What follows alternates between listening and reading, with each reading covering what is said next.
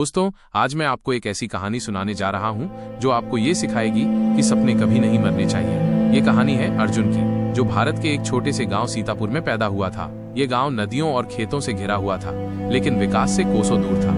यहाँ के लोग खेती पर निर्भर थे और अधिकांश घरों में पढ़ाई लिखाई को ज्यादा महत्व नहीं दिया जाता था। अर्जुन का परिवार भी अत्यंत साधारण था। उसके पिता हरिराम एक छोटे किसान थे और माँ सुशीला देवी गृहिणी। बचपन से ही अर्जुन में कुछ अलग था। जहाँ उसके साथी बच्चे खेल कूद में समय बिताते, अर्जुन पेड़ों के नीचे बैठकर किताबों से दोस्ती करता। उसके सपनों की उड़ान बहुत बड़ी थी। वो अक्सर आसमान की ओर देखता और खुद से कहता, एक दिन मैं भी बड़ा आदमी बनूंगा, देश के लिए कुछ करूंगा। उसके पास न अच्छे कपड़े थे, न महंगी किताबें, लेकिन जिज्ञासा और सीखने की भूख अपार थी। स्कूल गांव से 8 किलोमीटर दूर था। अर्जुन हर दिन भोर में उठता, नंगे पैर खेतों और पगडंडियों को पार कर स्कूल जाता। बरसात में रास्ते दलदल बन जाते, गर्मी में धूप झुलसाती, लेकिन अर्जुन का हौसला कभी नहीं टूटा। 10वीं की परीक्षा में उसने जिला टॉप किया। जब उसका नाम अखबार में आया तो गांव वालों ने पहली बार उसे अलग नजर से देखा। लेकिन सफलता का रास्ता सरल नहीं था। आर्थिक तंगी ने उसके सपनों पर प्रश्न चिन्ह लगा दिया। पिता ने अपनी आधी जमीन गिरवी रखी ताकि अर्जुन को शहर भेजा जा सके। अर्जुन ने पुणे के एक सस्ते हॉस्टल में दाखिला लिया।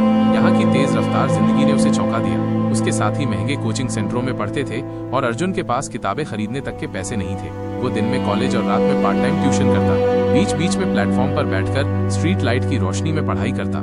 धीरे धीरे वो जान गया कि अगर उसे सपना पूरा करना है तो उसे खुद ही अपना रास्ता बनाना होगा। वो लाइब्रेरी में घंटों बिताता, टॉपर्स के नोट्स पढ़ता, पुरानी किताबों से तैयारी करता। जब बाकी लोग आराम करते, अर्जुन उस समय में भी प्रश्न हल कर रहा होता। उसका सपना था IAS बनना, भारतीय प्रशासनिक सेवा का अधिकारी, ताकि वो अपने जैसे लाखों गरीबों की मदद कर सके। पहली बार उसने UPSC की परीक्षा दी और असफल हो गया। पूरे गांव में बातें बनने लगी। कुछ ने ताना मारा, कुछ ने सलाह दी कि खेती में लग जाए, लेकिन माँ ने उसका मनोबल बनाए रखा। उन्होंने कहा, हार मानने वाला अर्जुन मेरा बेटा नहीं हो सकता। इस एक वाक्य ने अर्जुन को फिर से जला दिया। दूसरे प्रयास में वो मेंस तक पहुंचा, लेकिन इंटरव्यू में चूक गया। दिल टूट गया, लेकिन इस बार वो कमजोर नहीं पड़ा। उसने अपनी गलतियों की लिस्ट बनाई, कमियों को पहचाना और निखरने के लिए दिन रात एक कर दिया। तीसरे प्रयास में वो फिर से परीक्षा के मैदान में उतरा।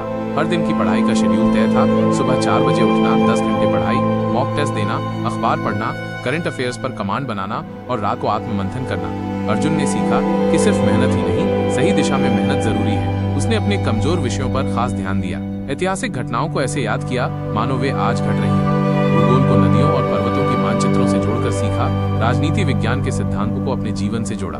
हर विषय में वो पैठ बनाता गया। तीसरे प्रयास का परिणाम आया और अर्जुन का चयन हुआ, वो भी शानदार रैंक के साथ। जब उसका रोल नंबर लिस्ट में चमकता नजर आया तो अर्जुन फूट फूट कर रो पड़ा। ये आंसू संघर्ष, परिश्रम और विश्वास के थे। जब गांव में ये खबर पहुंची तो जैसे दिवाली आ गई।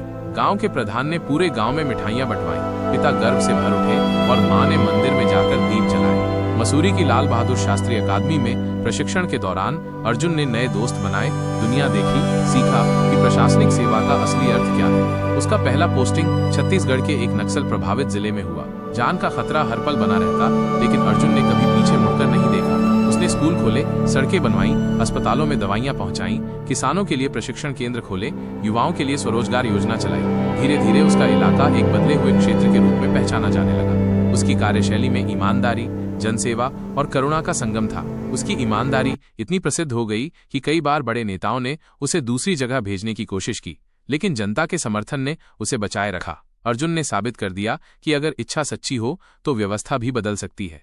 एक दिन उसे प्रधानमंत्री कार्यालय से बुलावा आया, देश के सर्वश्रेष्ठ अधिकारियों में से एक के रूप में सम्मानित होने के लिए। जब वो प्रधानमंत्री से सम्मान ले रहा था तो उसकी आंखों में अपने पिता का झरझराता चेहरा, मां की पूजा करती तस्वीर और गांव की पगडंडियां घूम गईं। सम्मान के बाद अर्जुन को दिल्ली बुला लिया गया, जहां वो नीतियां बनाने में मदद करने लगा, लेकिन उसका दिल हमेशा गांव में बसता था। वो अक्सर छुट्टियों में गांव आता, बच्चों को प्रोत्साहित करता, लाइब्रेरी बनवाई और प्रतियोगी परीक्षाओं के लिए फ्री कोचिंग शुरू करवाई। उसके प्रयास से गांव के कई बच्चे सरकारी अफसर बनने लगे।